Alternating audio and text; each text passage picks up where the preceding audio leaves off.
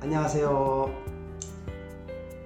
박성근의 재미있는 나무 이야기. 오늘의 이야기는 쌀나무, 아니 호주쌀 이야기입니다.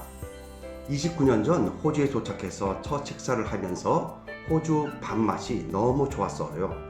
그래서 쌀이 출처를 물어보았습니다. 호주쌀이랍니다. 이렇게 나의 처음 호주의 인상은 맛있는 쌀밥이었습니다. 이런 좋은 인상을 간직하며 29년의 세월이 흘렀습니다.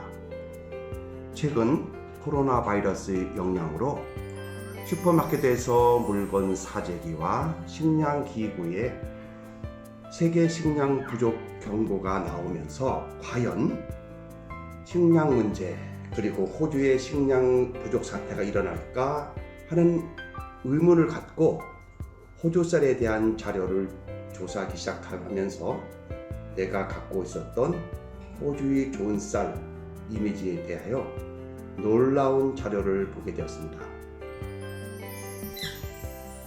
세계 사람들은 호주의 이미지, 캥거루, 오페라하우스, 베지마이트, 그리고 대자연이었습니다. 이런 대자연 속에서 생산되는 호주의 쌀은 많은 사람들이 모르고 있었습니다. 놀랍게도 호주는 아시아 시장에서 중요한 쌀 생산국이며 세계 최고의 쌀을 수확량으로 80% 이상 세계로 수출하여 세계의 식량 창고 역할을 하고 있는 중요한 식량 생산 국가입니다.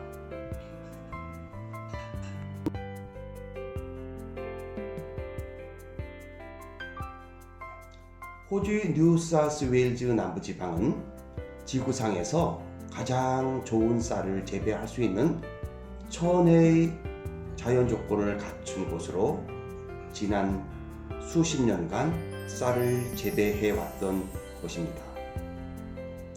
아시아의 대부분 쌀 생산지는 몬순 기후대에 있어 쌀이 성숙기에 습기가 많고 흐린 날이 많아서 품질 보존을 위해 많은 화학 물질을 사용해야 한다는 단점이 있었습니다.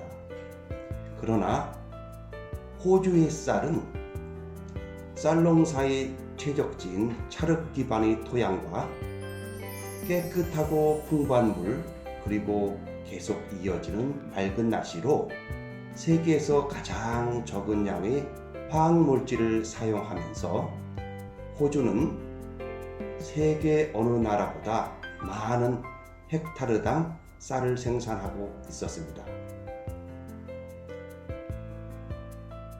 쌀 농사의 이상적인 기후 조건과 사회 기반 시설 그리고 호주 정부의 농업 정책이 쌀 생산을 하고 있는 호주 농부에게는 그야말로 럭키 컨트리의 행운이었습니다.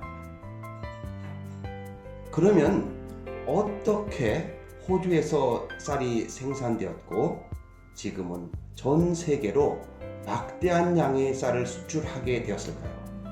궁금하죠? 거기에는 한 일본 사람이 개척자 정신과 노력으로 현재 호주가 세계의 식량 창고 역할을 할 수 있었던 사실이 있었습니다.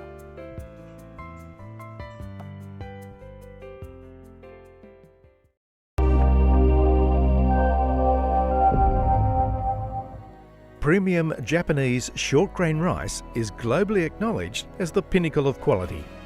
So how is it that a legendary Japanese variety called Koshihakari is being grown in Australia's Riverina district?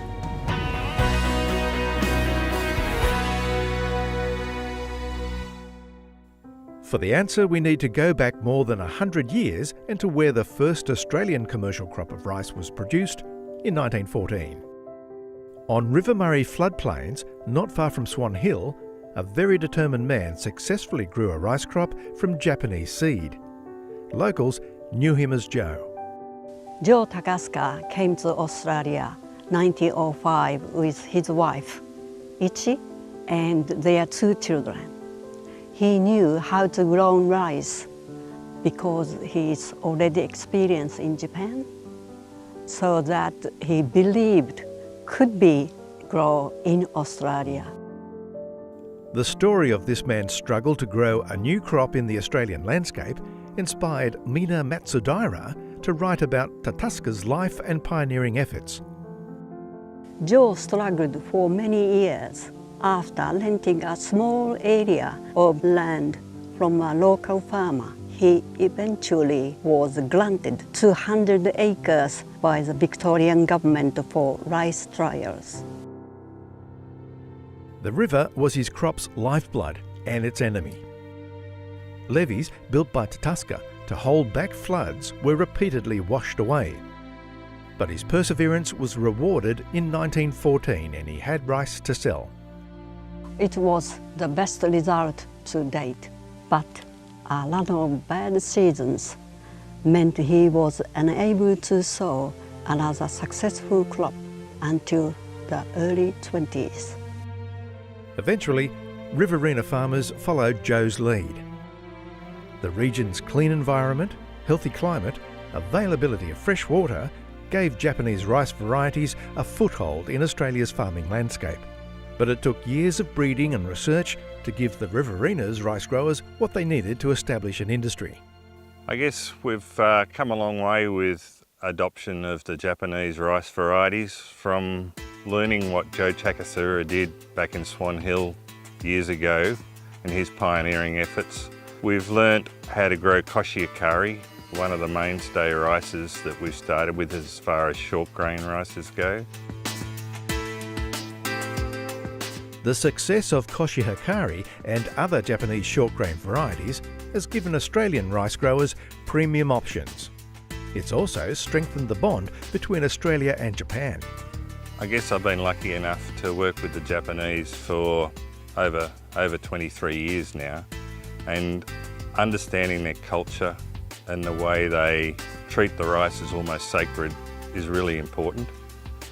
And working with the Japanese still today to actually keep learning, keep making that rice better is really important to me, but it's also really important to our team of agronomists, our researchers, and also our growers.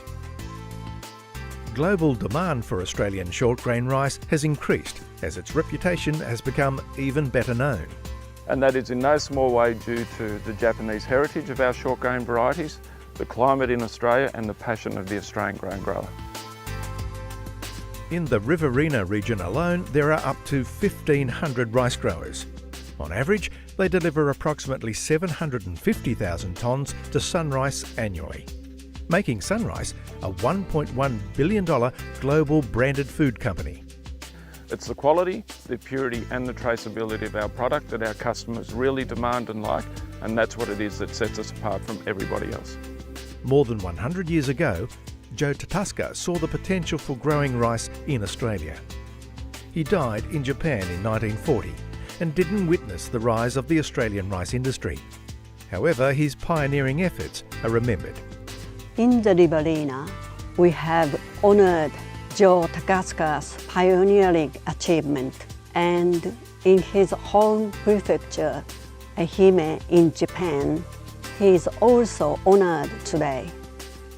It's a bond always exists, Australia and Japan.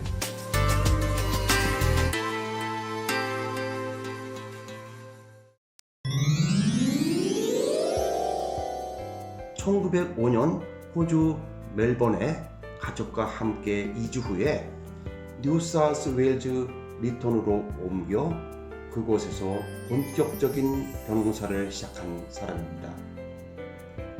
타카스카는 1865년 에이메현 마츠야마시에서 태어났습니다. 유복한 가정에서 태어나 자란 타카스카는 게이오로 이동하고 그 후에 미국에 유학해 박사 학위를 받고 귀국하여 1898년 중의원 선거에 출마해서 정치 세계로 들어갑니다. 그런데 1902년 선거에 출마하지 않고 정치권에 대한 희망을 버리고 새로운 삶을 모색하고 새로운 삶을 위해 선택한 곳이 호주였습니다. 타카스카는 멜번에 이주한 다음 무역회사를 설립하여 생계를 이어갔지만 당시 호주는 백호주의를 가지고 있었기 때문에 영주권을 얻지 못하고 12개월의 체류 허가를 받았을 뿐이었습니다. 불안정한 생활이 이루어지면서 서서히 호주에서 벼농사를 시작하는 것을 생각해 보았습니다. 작은 논을 만들어 실험적으로 여러 가지 품종의 테스트를 하였습니다. 가뭄과 홍수가 여러 번 실패의 쓴맛을 경험하게 하였죠. 그러나 그는 여기서 포기하지 않고 빅토리아주 정부에서 200에이커 토지를 5년간 임대하였습니다. 그런데 그 땅은 매년 강물이 범람하는 지역에 있었기 때문에 타카스카는 일본에 있는 아버지에게 도움을 요청하여 3km에 걸치는 제방을 만들어 홍수에 대처하였습니다. 그 댐은 지금도 그 흔적을 남기고 있습니다. 몇 년간 고생이 많았던 실험적 벼농사 시간을 거쳐 자포니카 계열의 품종을 이용하여 1914년 마침내 쌀의 상업 생산에 성공했고 그 절반을 뉴사우스웨일즈 농업부에 팔았습니다. 이 모습을 본 뉴사우스웨일즈 정부는 쌀 농사에 관심을 갖게 되었고 타카스카에게 쌀 농사의 노하우를 전수받게 되었습니다. 그의 소식은 인근 농가에도 전해져 쌀 생산을 원하는 호주 사람들이 타카스카 곁으로 모이게 되었습니다. 그때까지만 해도 빅토리아주 정부는 타카스카의 쌀에 대한 규정함을 알아보지 못했습니다. 그러나 뉴사우스웨일즈주 정부는 쌀 산업의 장래성을 알아보고 타카스카에 협력을 요청하고 쌀 농사의 토대를 만들어 나갔습니다. 이렇게 타카스카는 리턴으로 옮겨와 본격적인 벼농사가 시작되었고 현재 호주에서 생산되는 80%의 쌀은 자포니카 계열입니다. 타카스카가 만들어낸 호주의 벼농사 기술은 거대한 호주의 쌀 산업의 토대를 마련했고 그의 업적은 호주에서 널리 인정을 받았습니다.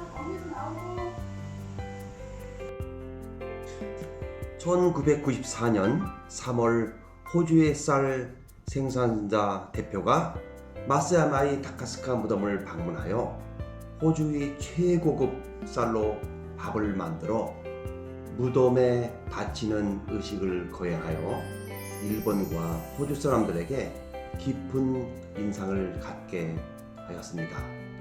그리고 2014년에는 호주와 일본의 쌀 교류가 이루어져 이제는 맛있는 쌀의 대명사 최고급 쌀 코시하카리 맛은 세계 쌀 업계의 전설이지만 호주에서는 슈퍼 코시하카리를 생산하여 일본으로 몇 수출하고 있습니다.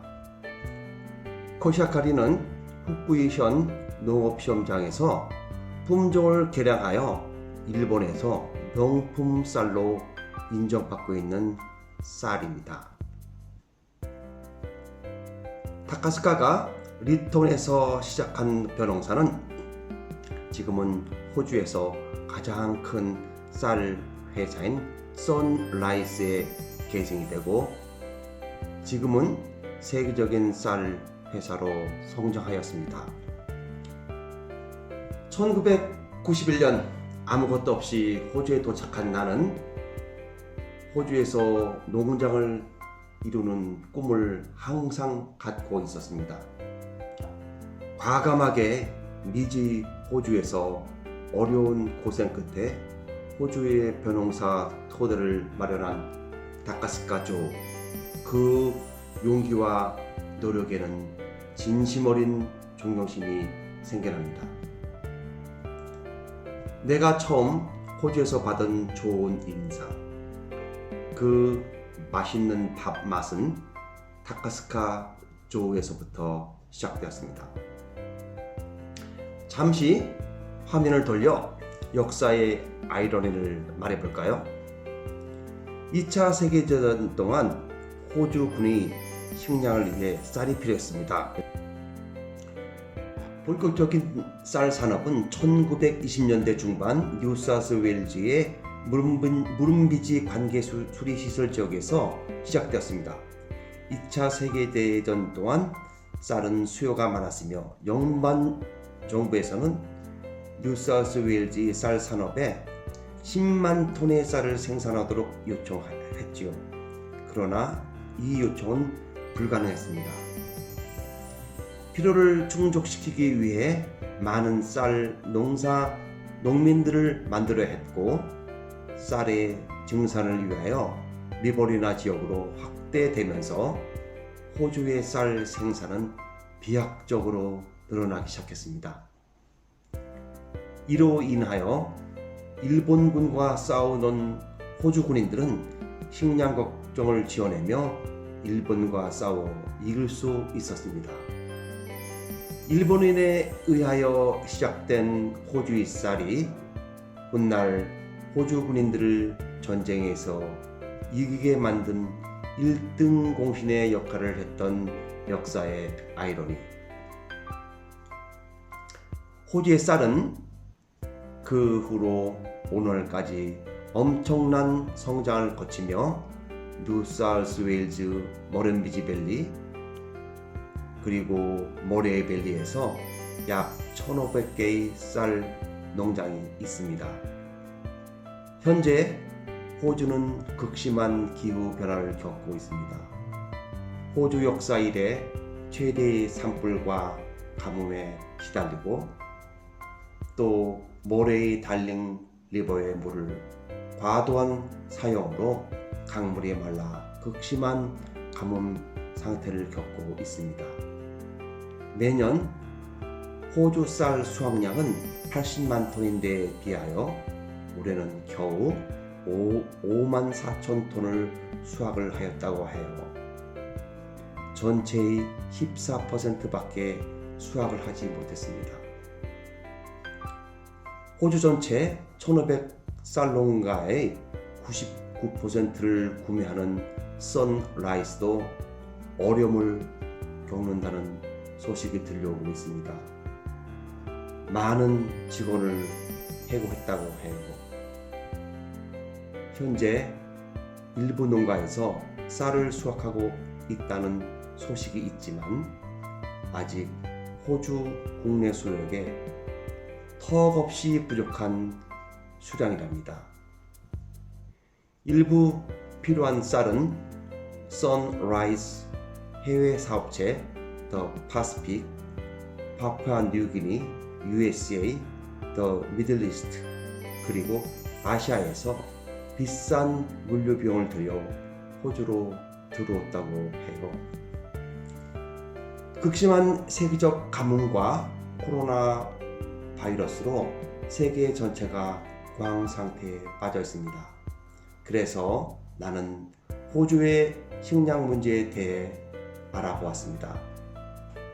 오늘은 박순근의 재밌는 나무 이야기, 쌀 이야기였습니다. 좋아요와 구독 부탁드립니다. 감사합니다.